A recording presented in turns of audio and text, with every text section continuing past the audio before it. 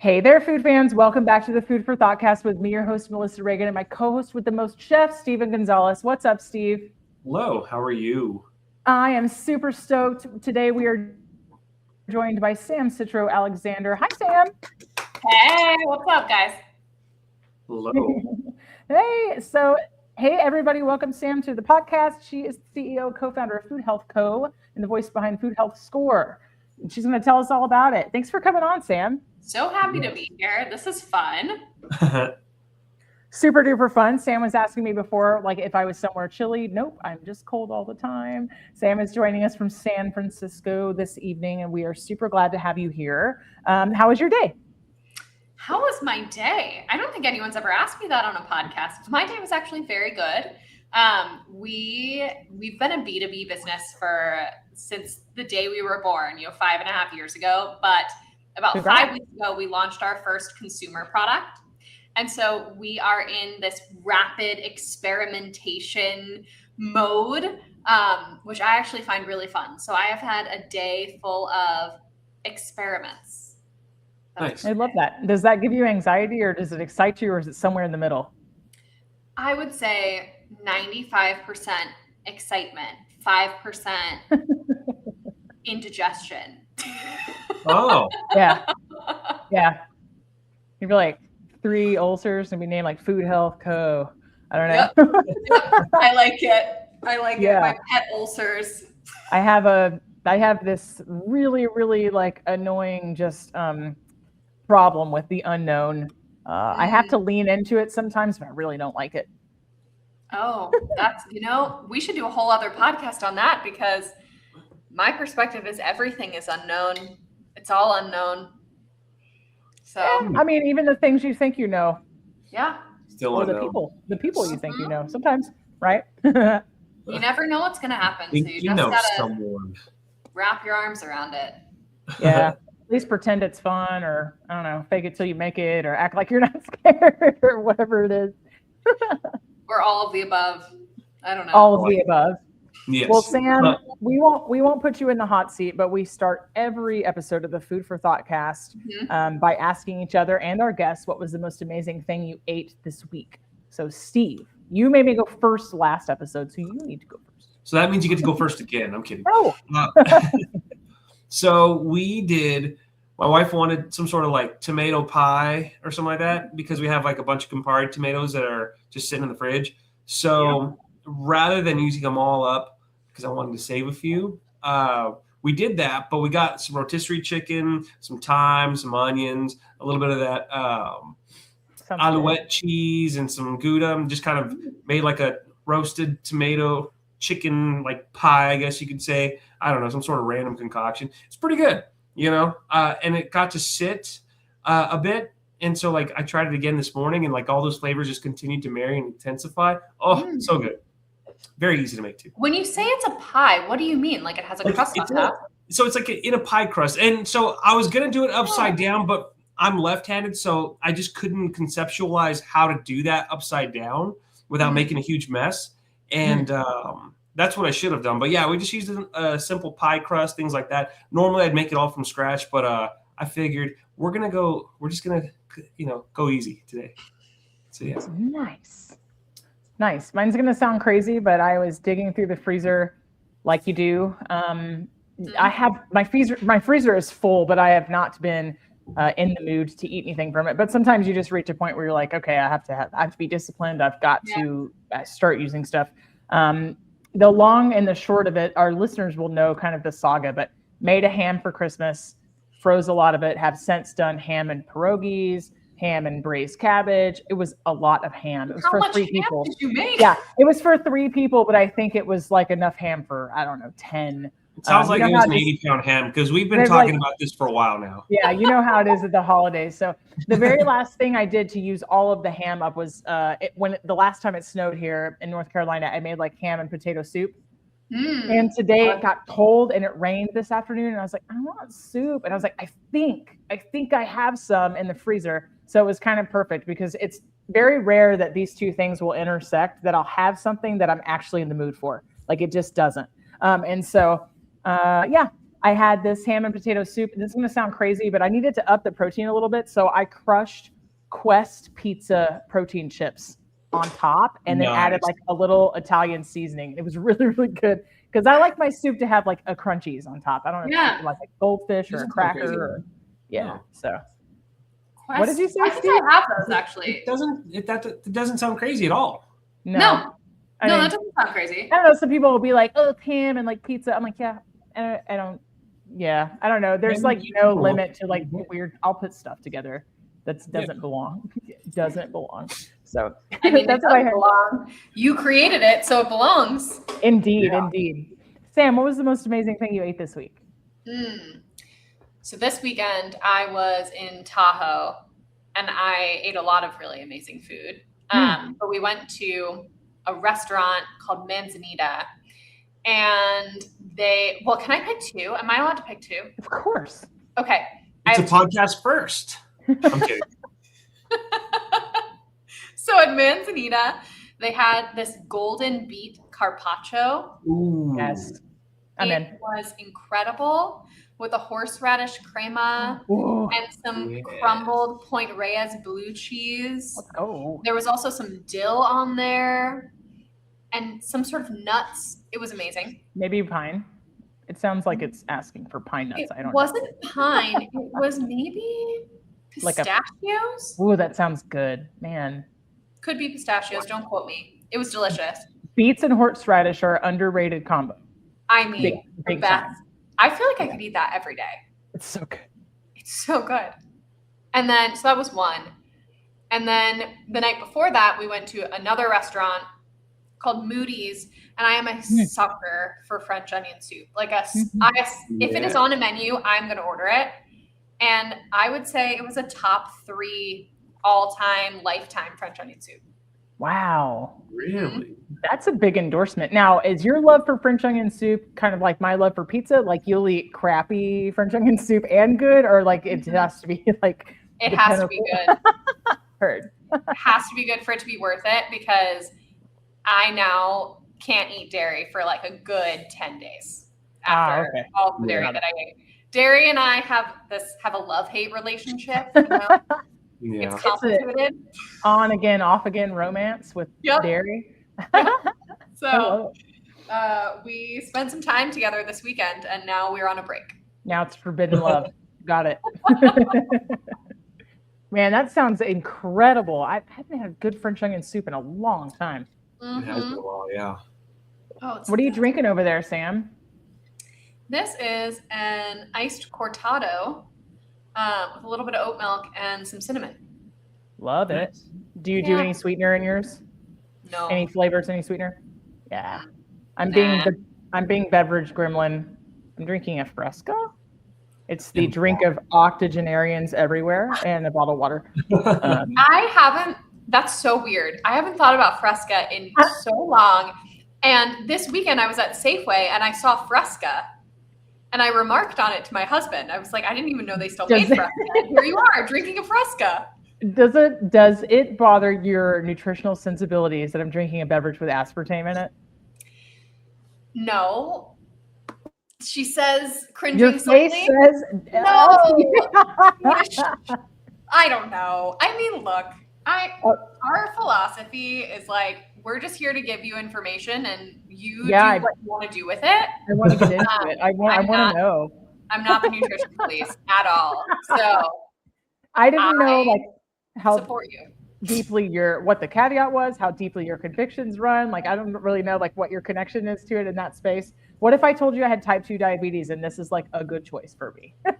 Then I would be happy for you. Yay, good choices. Yeah, totally. Yay. 100%. Well, Sam, like tell us all about it. How did it start? How'd you get into this? What's your food journey look like? Like how did this happen? Oh my gosh. It's a weird story. It's a long story. I'll give you like all for it. Abridged version. So I grew up in an Italian American family. So food very central to everything. And we ate a lot of it. But my grandmother was always very mindful of like, we eat vegetables with every meal. My dad too. We eat fruit for dessert. You know, you got to put some banana on your cereal. They were pretty mindful for, you know, the 90s. Yeah. And I had my first gut health issue when I was 11. It kind of happened overnight. I went from being able to eat whatever I want to feeling like I had a bowling ball in my stomach every time I ate food. Yeah, it wasn't great. And it took us far too long to figure out that I was lactose intolerant and having some issues with dairy and eggs. And so we cut those things out of my diet and I felt better-ish. It wasn't until 2 decades later that I learned that the root cause of that symptom of not being able to properly digest dairy was actually due to an imbalance in my gut microbiome from taking too many antibiotics for ear infections and strep throat as a kid. I was sick all the time. You killed all the good stuff. Yep. I killed all the good stuff. So, I've always been interested in food and how food impacts your body and how food makes you feel and how food makes you feel both physically but also like emotionally and spiritually, you know? Yeah. And I never thought that I was going to end up in food career-wise. I went to acting school. So I thought I was going to do that for a long time.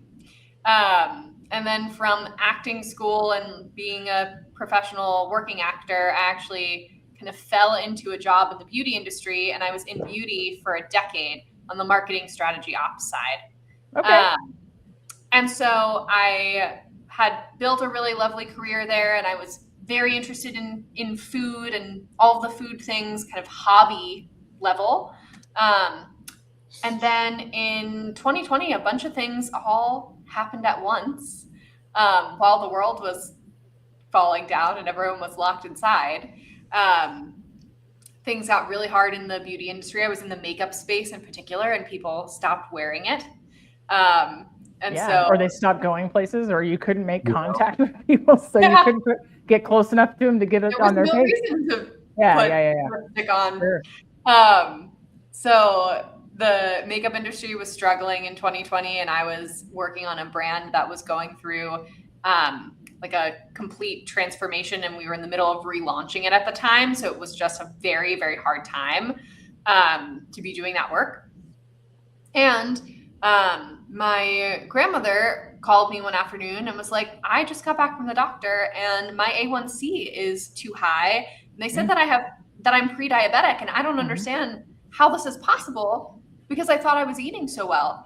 And so she and I spent some time going through her refrigerator and her pantry, and every food that I pulled out, I just got more frustrated because on the front of the package, it was saying things like high fiber or heart healthy or, you know, whatever, something. Oh, this is good for me. And then you flip it over and look at the back, and there was so much crap in there.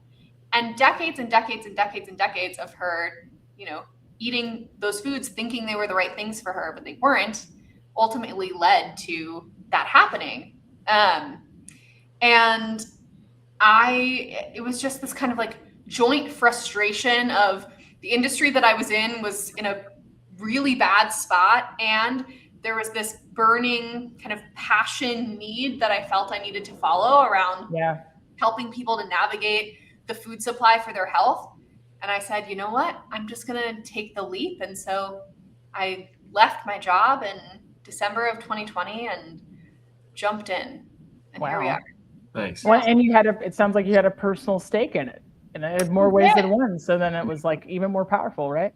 Yep, totally. Amazing. I think I'm really grateful for the winding road that brought me here, because all of the tools that I learned, you know, in beauty marketing and strategy and supply chain, in acting, you know, learning how to tell stories and create things out of nothing, all of that kind of brought me here. And those tools are still really useful. And I get to pair them with the knowledge and wisdom of incredible dietitians and data scientists who are on my team who build, you know, the usable functionality of the product.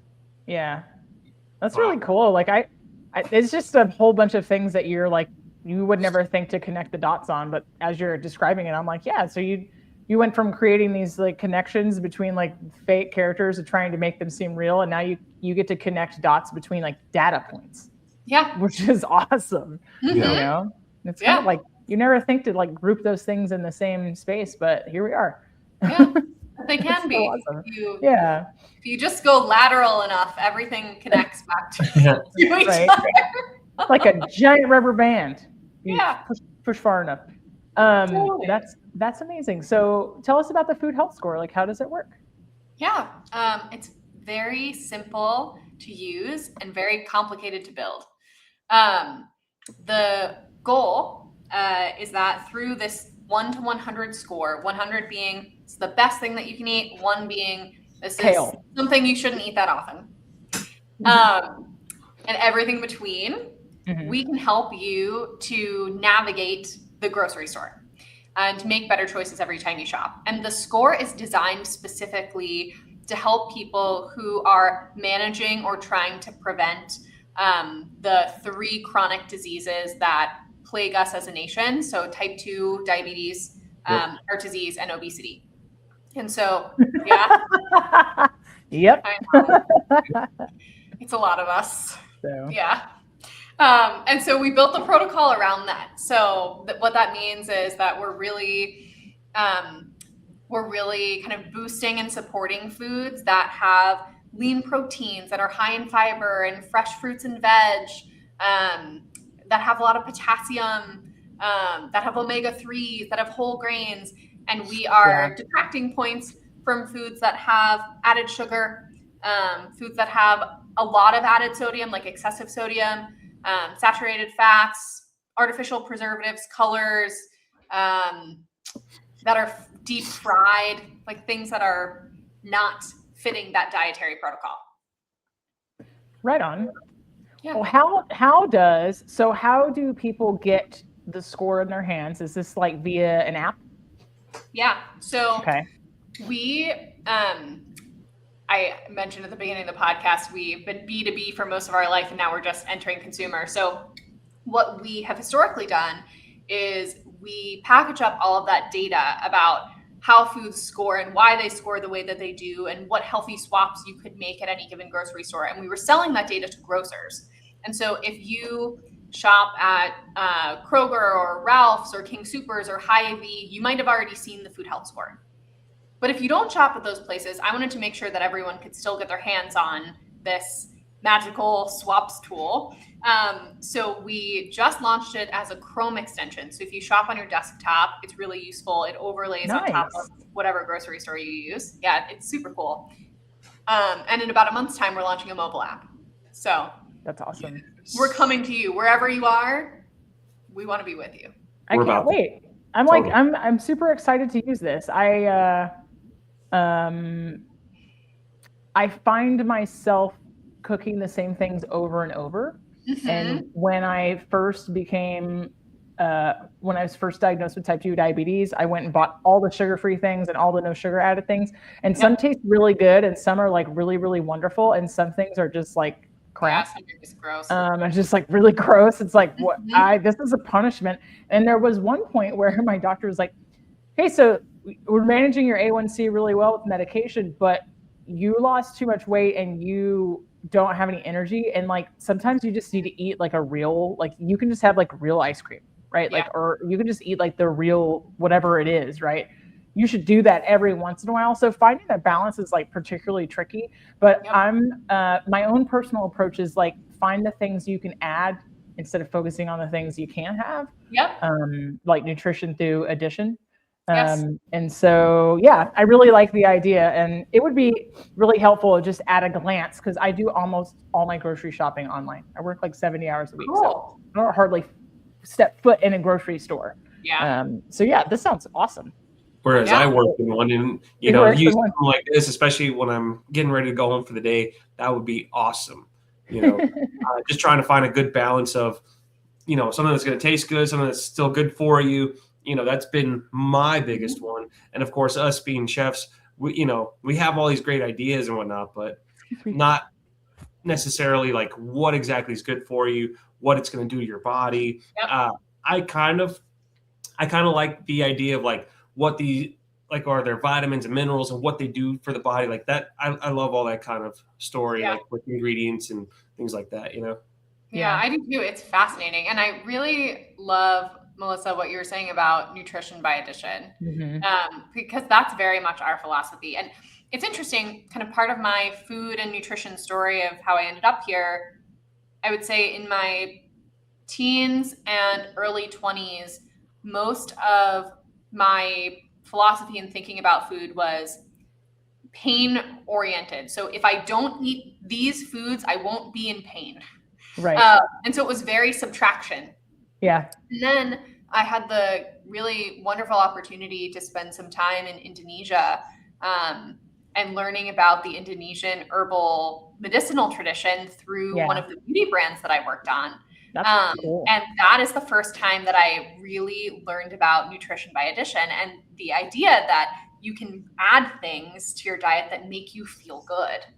Yeah. And that changed my life, truly. Yeah. Yeah.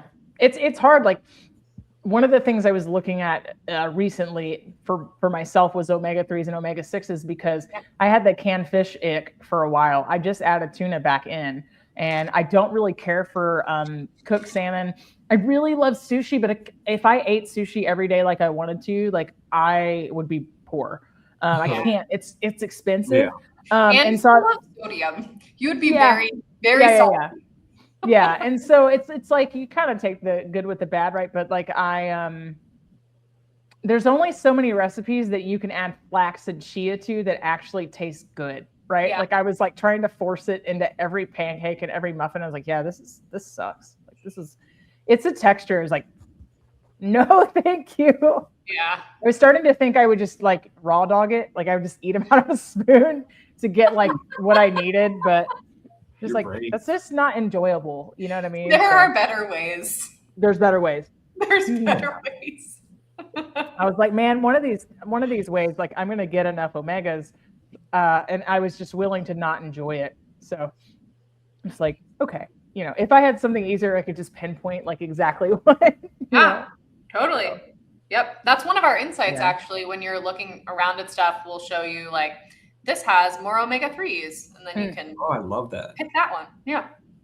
Yeah, I like it's it. amazing. Like when you find out that you have some sort of condition, like when I found out that I was pre-diabetic, like I immediately just dropped everything sugar, and that really it didn't do anything. Like I was having chicken breast, spinach, salads like every single day, and my blood sugars were still like through the roof, and it's just, trying to find that balance, things like that. And it sounds like everything that you're doing, you're helping us out quite a bit. So rather than just taking everything out, it's, hey, wait a minute, you can also have this, you can also do this, and this is why you can do this. And I love it. That's awesome. Yeah. For everything that you eat, there is a swap. There is no reason really to have to give up anything that you enjoy. Right. There's always another way. So that's what we're constantly trying to do, is just like store by store, figure out what are the things that you could buy that you actually might enjoy if you don't want to buy this other thing that you used to buy that doesn't make you feel great. Right. Yeah. My big one's still like, I can eat broccoli because I know it's so good for you, but I don't care for it. Chicken breast, don't even get me started on that, but it's so good for you. Like I can eat, salmon all day, every day, but after a while, yeah, you get tired of it. So Yeah, you finding need some like good variety. substitutes. What's that? You need some variety. Exactly. No preparation of broccoli. I have a really great preparation for broccoli. Yeah. Do tell. Yes. Okay, so I love broccoli. Like I will eat. Okay, so my girl dinner when it's just me in my house and my husband's not home, is I will make this broccoli preparation, and that will be half of my plate. And then I will make a baked potato, and that will be the other half of my plate. And that's all I'm eating. There's no protein in any of that. It's not a great dinner. It's okay. But potatoes nutritionally dense. Nutritionally dense. Potatoes are so good for you. Super good. And so here's my broccoli preparation. I lightly steam it just to get it to like a decent texture where it's not super hard, but you don't want it really soft. I will confit some garlic. Yes. And then I take the confit garlic and some olive oil and mix it all together with the broccoli. And then I add like a chili oil for some spice. Nice. And then I add salt and pepper. Girl, you're about to make me go get the broccoli out of my freezer right now. I'm telling you, it's delicious. It kind of tastes like garlic bread, but broccoli. There's not a lot that garlic can't make better. Right. Like, oh, that sounds incredible. It sounds so good. I saw this recipe that I think you might love, except that I don't know what your take on. So it sounds like you've healed your gut a little bit to where you can have cheese sometimes? Sometimes. Okay. I saw a twice baked potato today. I was like doom scrolling like you do. And it was somebody had made it basically like a shepherd's pie inside a baked potato, except for instead of a meat filling, it was broccoli cheese soup in a baked potato shell, and they piped the rest of the potato filling on top and then like torched the top of it, like they broiled the top of it. I was like, oh my God. So basically they made like broccoli cheese soup in a bread bowl, but they used potato. I was like, I want that in my life right now. That's crazy. I need to check that out. Will you send that to me? It sounds so good. It sounds so good. Did you save it? I'm not sure if I saved it, but I'll find it. I'll totally find it. All right. I need to see that. Totally. So it sounds like each of you dealt with a health issue diagnosis. How long ago was that? Is this recent? So that was almost 10 years ago. Yeah. Oh, wow. Yeah. I've been diagnosed since June of 2024. Okay. So still regular, relatively recent. yeah, normal physical the year before, nothing wrong. And then all of a sudden it was like, hey, I don't feel good. Like what's wrong? Like something's happening. And they're like, yeah, your A1C is like 13.5. Like, have you ever been? I was like, no. Like it was like all of a sudden I was like, okay, cool. Like, Wow. tell me what to do. But yeah.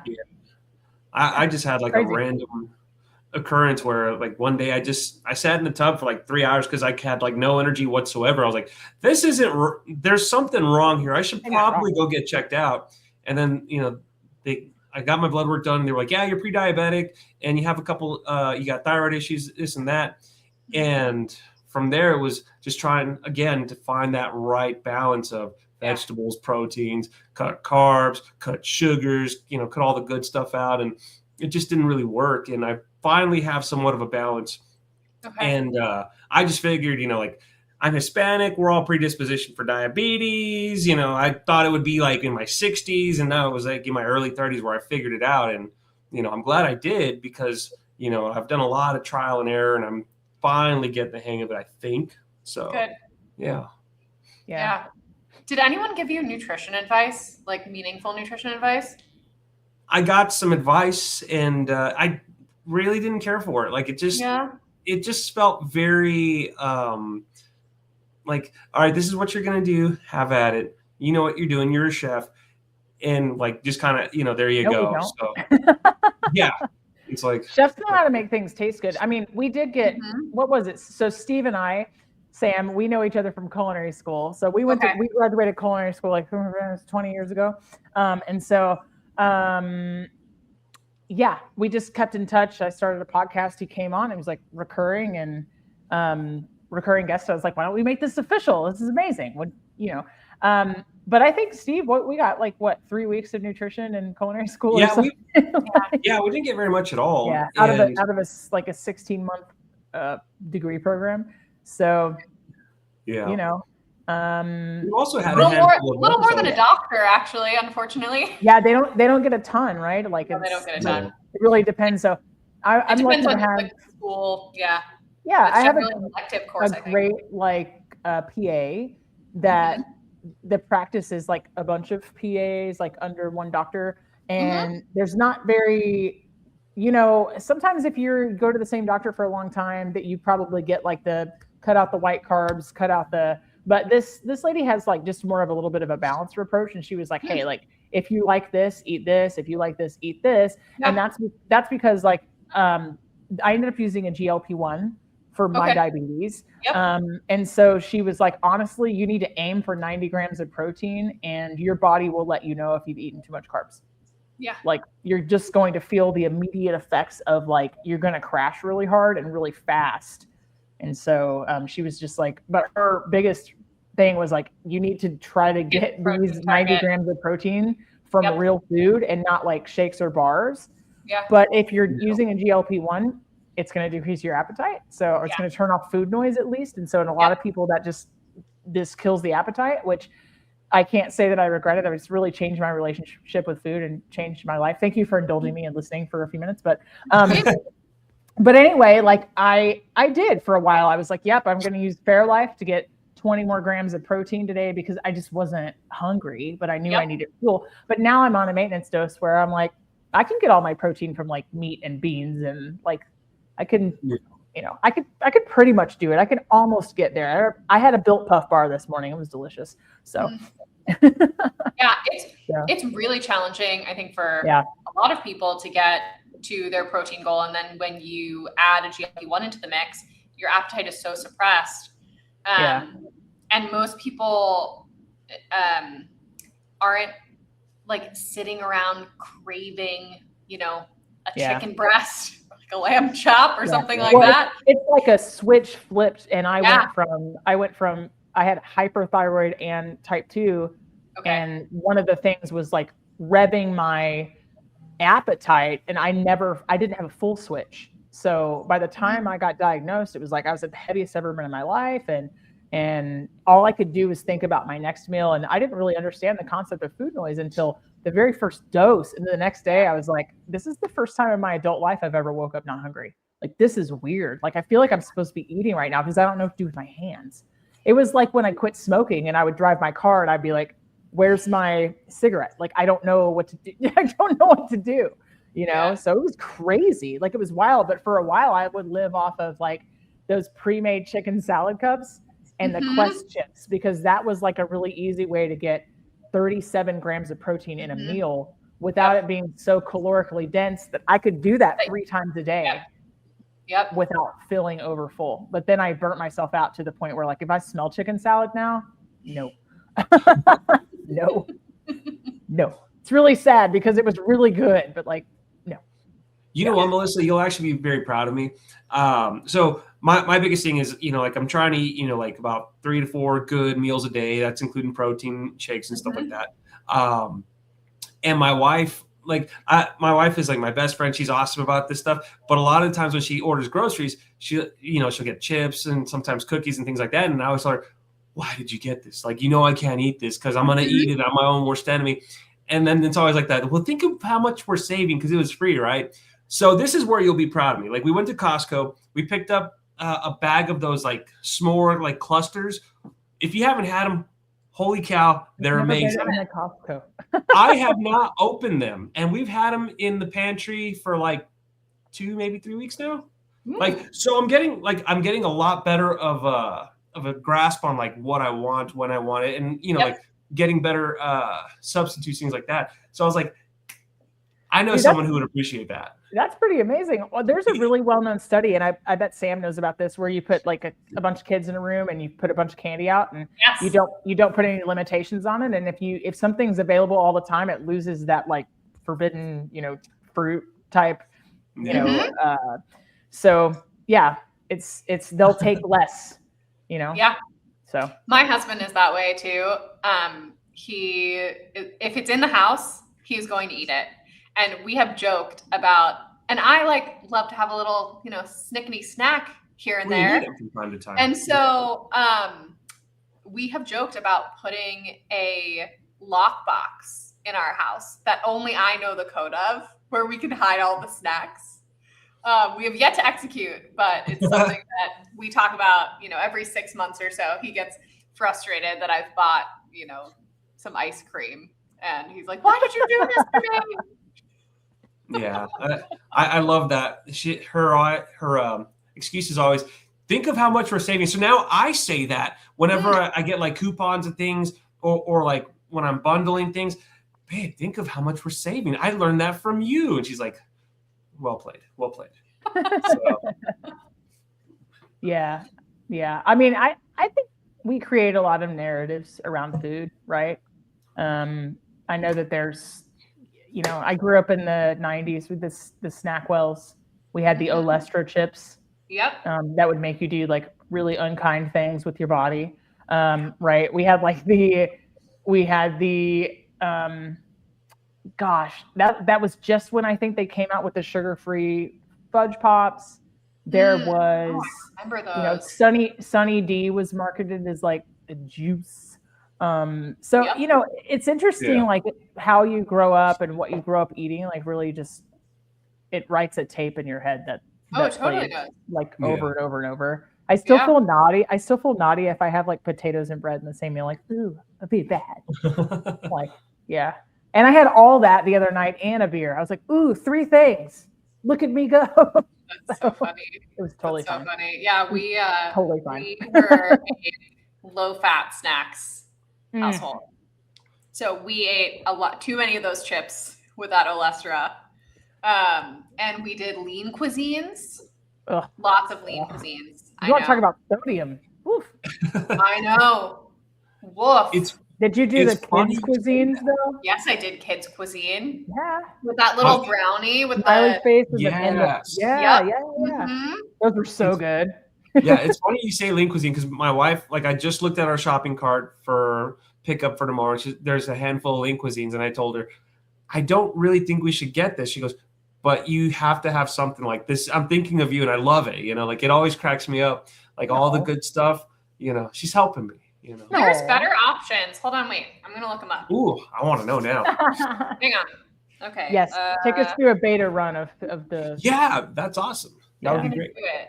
Okay. Can I share my screen with you? I bet you can. There's a way. Where there's a will, there's a way. We will figure this out. Let's see. There might be a box to the right that says Present. present. Yeah. Share screen. Okay, let's try. Let's see what it says. Oh, I can. Let's Okay. go. Can you see? All right. Yeah, I'll add it. Here we are. There we go. Okay, That's cool. amazing. So- This is the first time anybody's ever shared a screen on our podcast before. This is amazing. There's a first. There's a first for everything. I picked 2 Love it. foods. We screen shared. A lot has happened today. Okay. Okay, so here's a whole bunch of lean cuisines at Walmart, like a bunch of Right. them. And then if you click here, you can see healthier options. Mm. Oh, wow. So I don't know, pick what lean cuisine do you She typically Like. gets me the pizzas because she knows I'm a sucker for like the pizzas. All right, let's see if we can find one. I love that this That is first at one Walmart. was one. Yep. Okay. Seems like the Quest-based Quest ones. ones might be a better choice. Wow. Interesting. Higher protein, higher fiber, higher potassium, all around Yes. for all of I them. love that. Check it out. And it's crazy because like you were saying with your grandma, like she's buying all these products that say high fiber, low sugar, things like that. And, Yeah. and even then, like it's still very misleading because Melissa and I have talked about this just a few weeks ago. Like everything is protein added, so much protein. But when you dissect everything, there's still a ton of sugar, there's still a ton of carbs, things like that, and it's finding stuff. So that's really cool. The thing is like there's no policing what people can put on the labels. Like, we've gone into. I really think this year needs to be the year of fiber. We've already done the year of protein, so I'm just kind of like done with it. But people are putting like, this has this much protein. Well, like that's yogurt. It's always had protein in it, but it's a marketing like gimmick that goes on the front. And then, when gluten awareness first became a thing, then they would just slap gluten-free on all these things. On everything. They didn't make them gluten-free. Like it's always been gluten-free. Like it doesn't have wheat in it, like. It's all like buzzwords, like back in the 90s, radical and this and that. Well, the thing is though, is like, I'll never forget. My uncle growing up was very health conscious, and we would go to Taco Bell very, very rarely. But there were a few occasions, and I remember specifically he was like, I get the chicken. If you get the ground beef, it has all the fat in it. That's what makes it taste so much better. And then as I grew up, I would learn that if they would put fat-free or lower fat or less, whatever percent less fat, they're making up for that flavor with sugar and salt. So Yeah. it's not necessarily a bad thing. We do the same thing in kitchens all the time, right? Like Sam, if you came over to my house for dinner and you were like, I can't have dairy, like this is an off week for dairy, I might make you a tofu and navy bean fettuccine sauce. And I put some spinach in there and some garlic confit, and you would never know if it's like nutritional yeast and stuff, but automatically like it's more calorically dense than if I had just done a skim milk, a roux or whatever, right? Like it's going to have more calories and it's going to have more carbs because of the beans. Yeah. So it's always like this kind of trade-off you have to find to like get the right texture, the right flavor, the right color. You know what I mean? Yeah. So it's like, really interesting. what's important? We do a good amount of work too with brands who are trying to reformulate to make healthier products. And so we'll do a whole data assessment for them and say, here's how your products score and here's how your competition scores. And these are things that you could do. And so I have gotten to spend a lot of time with food science teams because of this work. And it's really interesting because it's exactly as you're saying. They're like, okay, well, we could get rid of this ingredient, or we could, reduce sodium by this amount. But if we did that, then we would have to add this thing and this thing and this thing. How does that impact our score? And so we do a lot of kind of playing around with different recipes and combinations to get to something that's going to taste good and have the right texture and still bring forward the most nutritional value. It's super interesting. Texture's huge, and a lot of people are turned off by it, like really easily. A lot of people with vegetables, it's not the taste, it's the texture. It's like how they feel in your mouth. Like when a lot of people don't like salad, it's texture. Because a lot of people who can't do that can do it in a smoothie, right? Steve, I promise that wasn't a dig at you. That's like 4 of my family members. No, I'm laughing because salad? My wife loves salad. And so like, when we first got together, I'd be like having a steak and all sorts of stuff. She'd have a salad. And so like, she's gotten me to start eating salads, So I just laugh at that. I was so easily entertained as a kid and still am as an adult. Anything that's crunchy is a dopamine hit for me. It doesn't matter if it's like a raw carrot or a pork rind. It's just the same amount of like, almonds squeak when you eat them and celery makes fun crunchy noises. And I'm just like, I'm so easily entertained.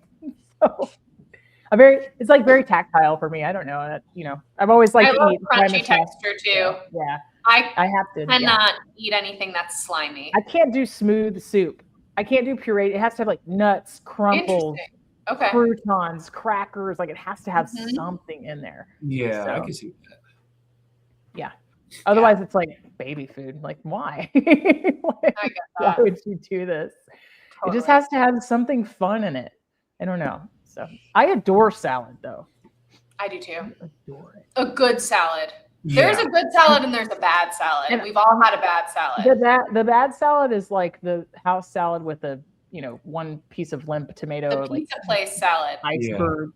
Yeah, Family Guy does this great sketch where they're like, it's like the cutaway scene where he's like, should I cut these up? No, just leave them in the biggest pieces possible. And he's like, but then we take the entire salad, we put it on top of the pizzas so it's warm by the time it gets to your house. So good. So good. He's like, the whole pepperoncini? Yeah, he's like, just put the whole pepperoncini in there. Yep. So great. Don't cut it. Cut nothing. It's so good. For me, my me, problem is I always start adding more and more and more. So it starts off as a really good intention. Turns out to be, a very caloric dense salad. That can happen. What is the more that you're adding? I'm curious. Oh, blue cheese, dressing, things like that. And, then the crunchies, all sorts of stuff. Yeah. Yep.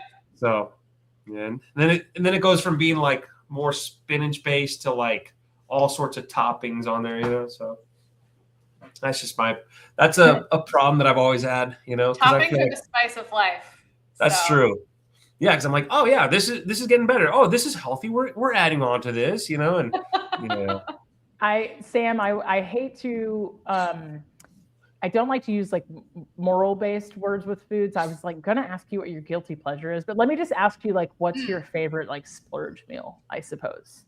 Ooh. So well, we've already talked about French onion soup. That's very high up on my list. Yes. Very high.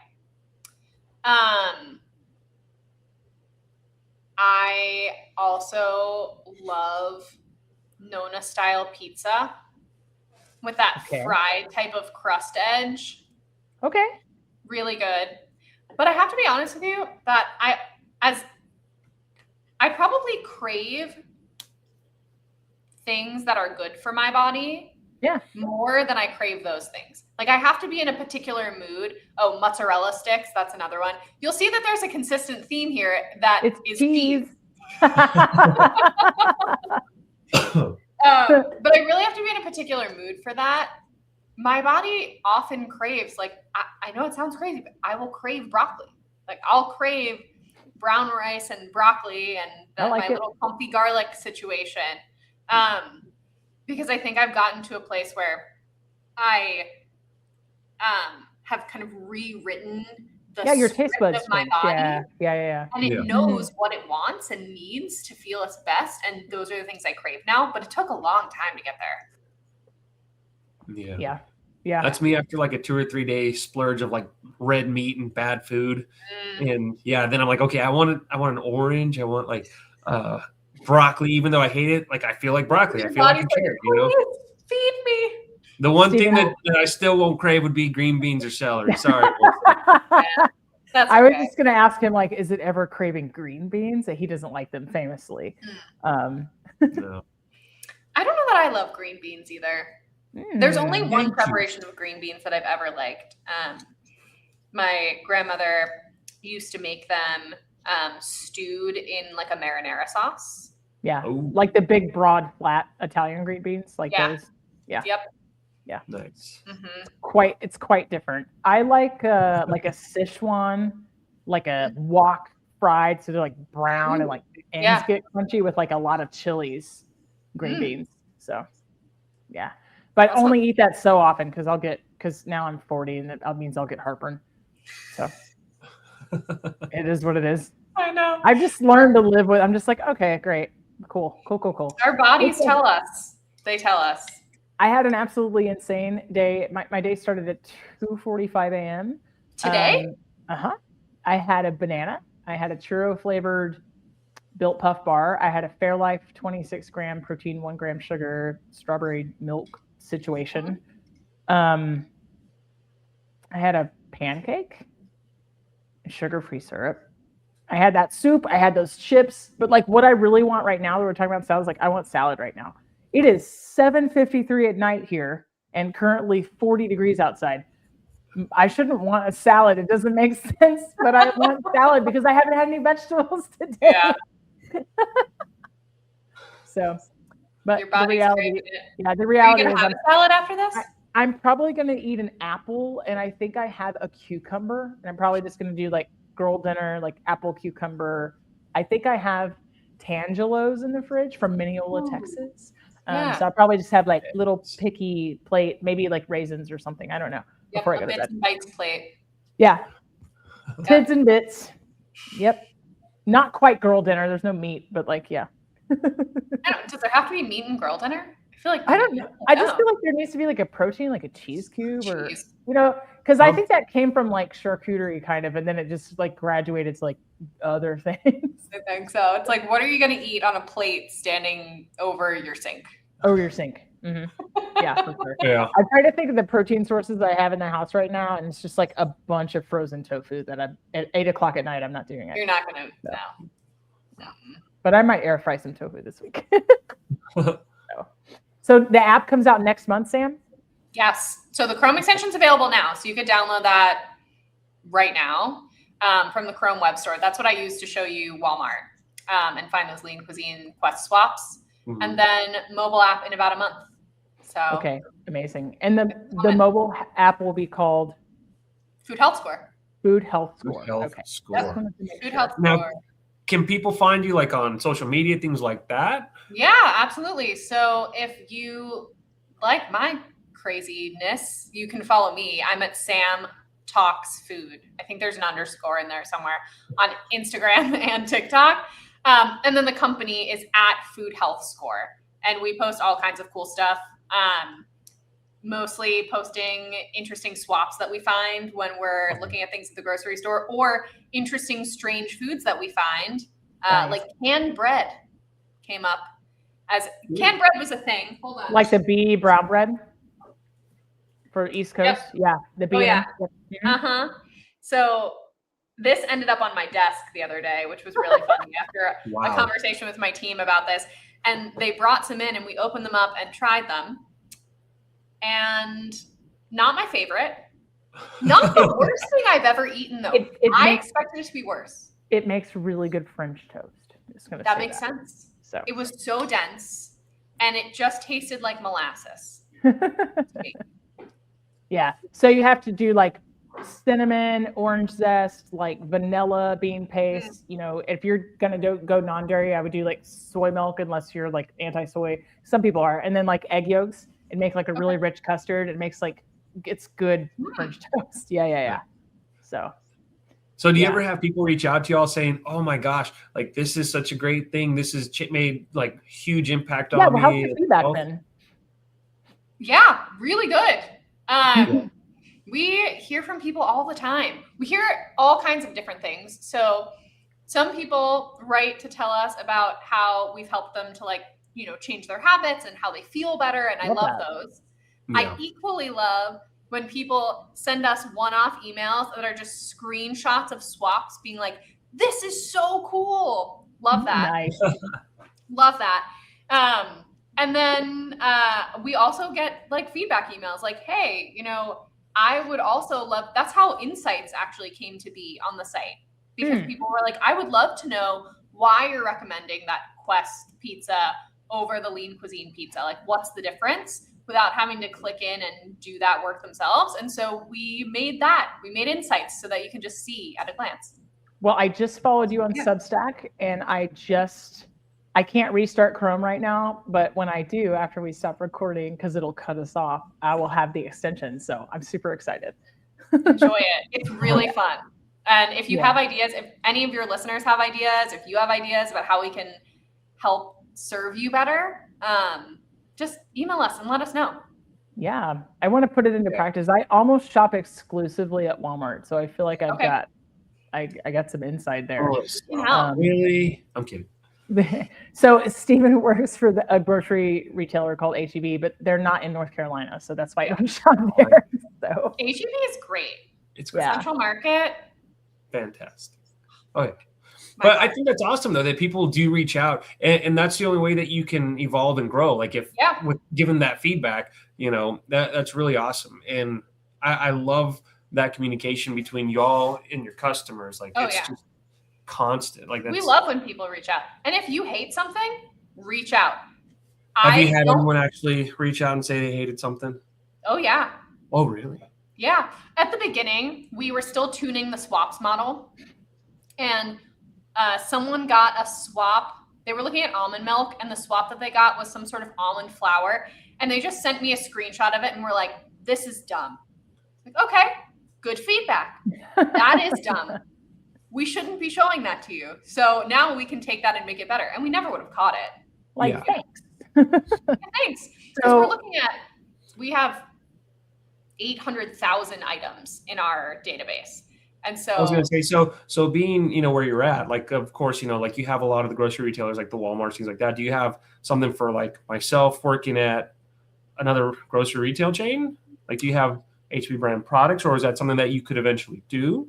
We actually do have H-E-B brand products in our database, but we're not live on H-E-B yet with the Chrome extension. At some point we will be. The limiting factor for us with the Chrome extension is understanding inventory. And so we kind of have to go retailer by retailer and make sure that we know what's in the store. So we're not giving you, a swap that you can't find at H-E-B. Yeah. That would stink. Yeah. Right on.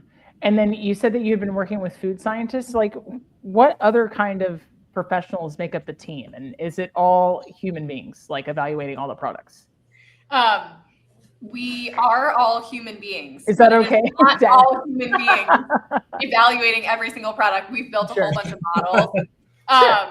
Yeah, so and that's fine. Like, that's how we teach AI. That's how it gets smart. So. Yeah. Right. It's mostly dietitians, engineers, and data scientists on the team. Okay. And then little old me, just an actor turned beauty marketer talking about food. I love it. Sam, what are you cooking and or eating this week coming up? Anything in your plans? Do you have some reservations somewhere? Do you have some meal planning? What are you up to? You know, I'm planless because we just got back from Tahoe yesterday. So I need to Yeah. go to the store tonight and figure it out. Tonight, though, I'm going to make a white bean soup with some bone broth that I have in my freezer and some spinach that I have in my freezer. I'm just going to mix that all together and throw in a Parmesan rind and call it a day. I love it. I love it. There's very little that you can't like do with just like beans and a good broth and Yep. Agreed. yeah. I have several cans of navy beans in my pantry. I think this week I'm doing like navy beans, white anchovies, tuna, artichoke hearts, olives, kind of. I feel like a little bit Mediterranean. Oh, I like So, that. even though it's dreary outside. I mean, the best way to bring the sunshine in is through food. That's right. That's right. I like that. Yeah. What about you, Steve? That's a good question. I'm not too sure. Right now, I'm just gonna make meal prep that. Are you going to eat the lean better. cuisine Maybe that are in the shopping cart? tomorrow after I get out of work. So yeah, I don't know. I'm getting over something, just like a little chest cold or something. But, You need soup. so, nothing but vitamin C and good vegetables and things like that. So yeah. Steve, how sick would you have to be to eat a green bean? Oh, Like the flu? Green bean is like the only thing that can make you feel better. I'll stay safe. It's okay. Steve's like, it's my time to go. Wait, the question, I'm going to turn it around on you. So if I'm really, really sick and the only thing that would make me feel better is a green bean, could it be a fried green bean? Yeah, I don't care. Get it in Okay, you. then fried, yeah. If it's fried, yeah. Get it in you. I follow a number of people in the nutrition space on social media, and one of the greatest things I think that I ever heard, and I latched onto it, I could never let go of it, was like if putting cheese on your vegetables gets you to eat vegetables, then cheese is a healthy choice. If putting chicken nuggets on a salad gets you to eat salad, then chicken nuggets are a healthy choice. And I was like, I understand it's a little bit more nuanced than that, but man, that's a lot of freedom for a lot of people who have a lot of like weird food rules. So I was like, I like that a lot. So I like it a lot. Yep. Yeah. In Pittsburgh, they put French fries on salad, but they're eating salad. God bless them. Yeah. Do they do that? I had no idea. I think they do that. Yeah. I think that's a thing. Wow. What are you making, Melissa? So I'm going to make the navy bean and artichoke salad with either canned tuna and some Spanish anchovies that I have. Like, I just want to clean a couple of things out. And then I'm probably doing recently I had a crazy week at work where I didn't see the sun and I didn't see my house for a long time last week. I basically bought like $80 worth of takeout Indian food. And I packaged it all into like meal preps. But what I like to do is like, sometimes I'll do that. I'll get in the mood for something specific. But every time I pull one of those meal preps from the freezer, I'll add something to it. So like I have like tikka masala and I'm going to add broccoli, or I have like goat vindaloo and I'm going to add like spinach, because sometimes that stuff already comes to you very, very cooked, and it's homemade. Like, this is a legit place. It's a local place. Yeah. But it just needs like it needs like a little something, So yeah, that's what I'm going to do. I'm going to dig my way through the freezer and make a little white bean salad. That's where we're at. Nice. Great. Yeah. I mean, listen, it's all about balance. I went to the movies last night and I had nachos and raisinets for dinner. So how was the movie, by the way? The movie was great. What did you see? I saw the Baz Luhrmann epic Elvis Presley in concert. Oh. So I had the theater to myself. I hooted and hollered and cried and danced and had nachos and raisinets. That's what I did. So what are you going to do? Sometimes you got to treat yourself just a little bit. Great Sunday night. Yeah, go do something silly. It was kind of dreary outside, and I had been wanting to see this film, and I was like, I'm gonna go. And I live in a fairly small town outside of Raleigh, North Carolina, so this particular movie theater is always empty almost, and it costs less. It costs less than a lot of the chains. So, as an example, in Dallas, large soda, nachos and raisinets, or like large soda, popcorn, raisinets, and a movie ticket, it's easily, you're in the $60 range, easy. Yeah. Here it was like $30. I was like, yes. So small town living, I'm not opposed to it. So yeah.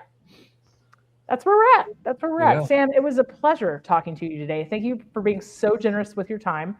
Stick around after we stop recording. We'll talk through a couple things. But I am so glad that we got in touch with you, and thank you for being so flexible, or like trying to find a date to talk and everything.